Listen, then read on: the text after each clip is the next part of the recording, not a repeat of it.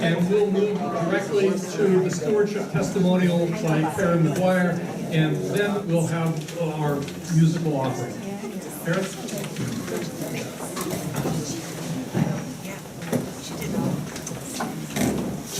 Good morning, everybody. Good morning. I want to thank you for giving me the opportunity to speak to you today. I'm going to read my talk, so just bear with me with my Pittsburgh accent. This is the beginning of Stewardship Month, and I personally never thought much about the word stewardship. It seemed like an old-fashioned word, bringing up images of men taking care of kings. And the other image of stewardship was a stewardess who serves you on an airplane, or a steward on a train helping you with your luggage. But look at the words, serving you and helping you, stand out, because being a steward involves serving and helping. God is the one we are to serve, and we are to help the people He has put on this earth. We are called to take care of others, the earth we live on and the people in it.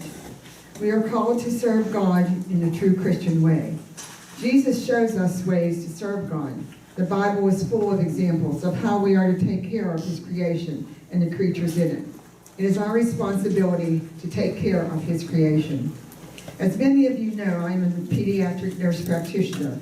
How I became a PNP is a long story, and I will not bore you with the details. I was first a registered nurse. I consider my profession a vocation. My responsibility is to take care of the sick. I learned how important it was to take care of the sick very early in life. Growing up in a Catholic family and having a Catholic education, the main thing the church taught me was to take care of others, the poor, the sick, and the dying. I also learned that if I wanted to get to heaven, I better take care of the poor, the sick, and the dying. At one point when I was in the 3rd grade, I decided that the easiest way to get to heaven and the fastest was to die a martyr. So I wrote a letter to the Sisters of Mercy serving in Africa saying I wanted to join their order. What I didn't say was that I wanted to die in Africa and go straight to heaven ASAP. I saw Africa as a place where people were savages and liked to kill each other. They were pagans. Forward many years later, when I was 33 years old, I was hired as a nurse to serve in the Foreign Service of the U.S. State Department. And my first post was to be Africa. More about that later. What I did learn from my experience, though, in serving in the government, I learned that we are the best country in the world, bar none.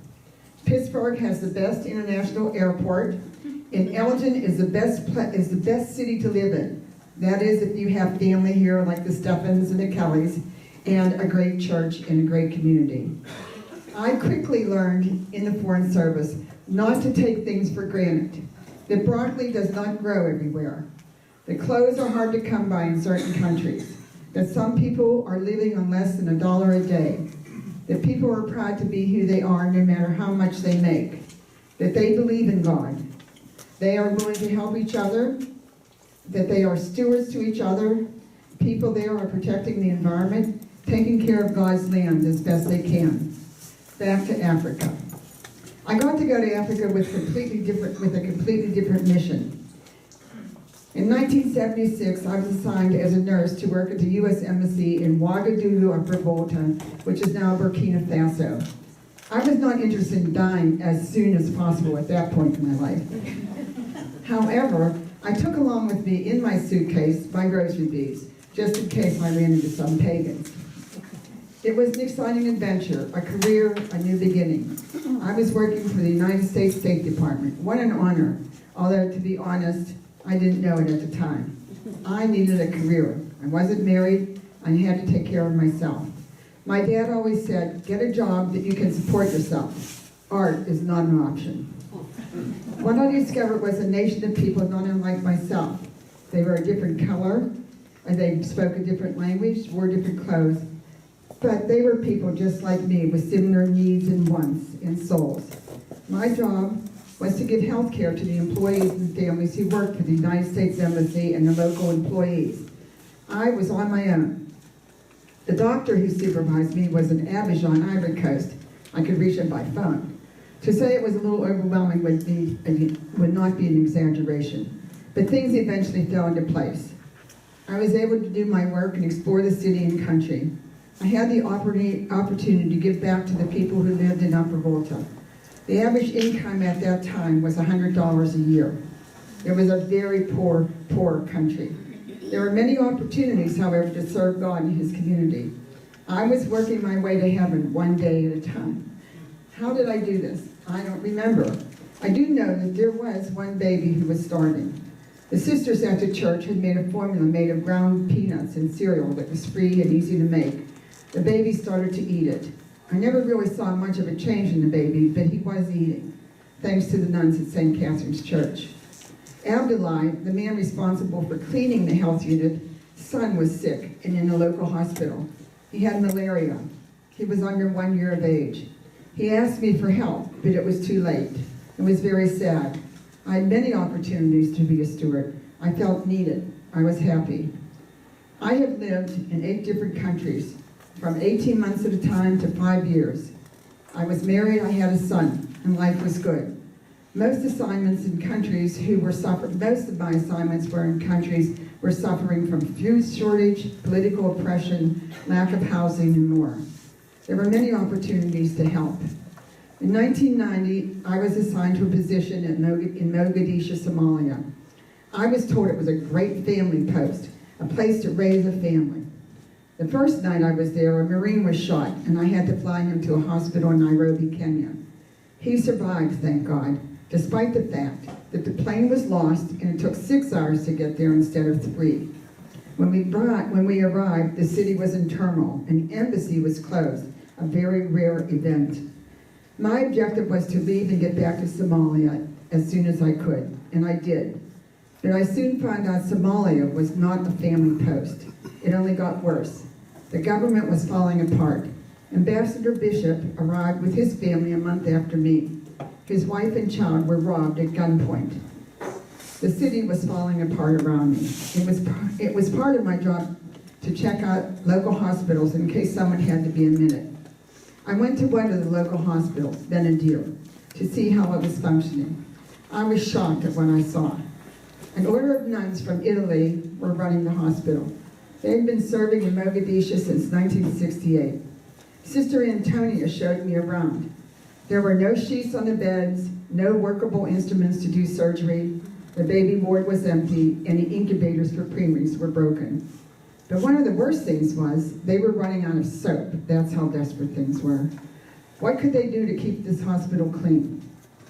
I left there thinking we have to do something. So we decided to have a 5K race around the embassy compound. People would have to pay to run. It was so much fun putting it together. We made a little over $700. Sister Antonia was at the race. She didn't run, of course, and we gave her the money. Not much, but maybe she could get some soap. A week later, Sister Antonia came to see me in my office. It was December, and things in Mogadishu were getting worse by the day. Siad Barre was the current president, serving from 1969, and was being deposed, and a coup was in progress. There was shooting in the streets, and a curfew was imposed. Ambassador Bishop had all personnel and families who were not essential to go back to the States. Sister Antonia came to say thank you for the money from the race.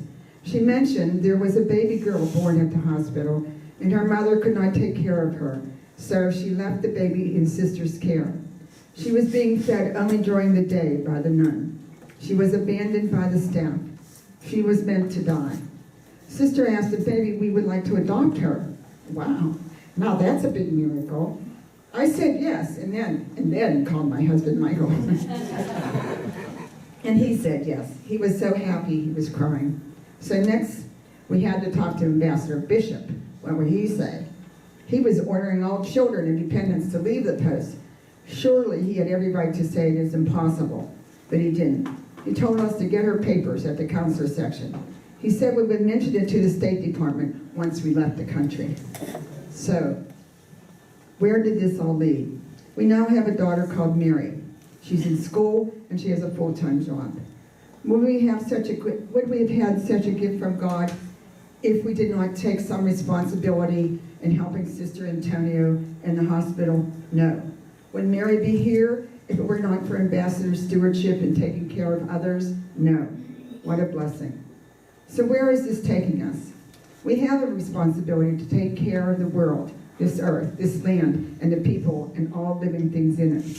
We are God's stewards. We are called to live the way. It doesn't mean you have to go to Africa or Pakistan or even into Chicago. We have our mission here.